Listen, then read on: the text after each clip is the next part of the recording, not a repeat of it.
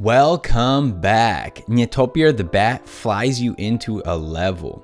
In a previous video, this is the previous video, I showed you guys how I created a puppet, like cut it out. And so I used frames and I used puppetry. And one of the comments was, by the way, thank you for feedback. As an artist, you know, we gotta not take it personal. And a great piece of feedback was, perhaps a smear might help. Good idea. Here's what it looked like before with no smear. I'm kind of trying to hide the fact that I'm not using a lot of frames by doing puppetry. It's like rotating the sprite as it goes up and down. You can see I don't really have that many frames, but I added a bunch of blurry ones. In Unity, you get to like choose like a pivot point. So I'm simultaneously doing frames and puppetry, and the combination I think comes out pretty good.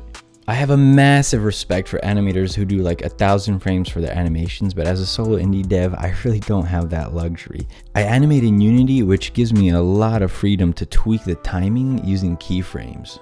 To do some of the extra frames quickly, I just copy pasted, squished and skewed them a little bit and blurred them. I think the end result is good. I don't really want to work on it too much more. You know, there's diminishing returns and all this stuff. And I hope to have a demo done by the end of the year. And please follow the Kickstarter, link in the description. Rainbow, say goodbye. Here comes Rainbow.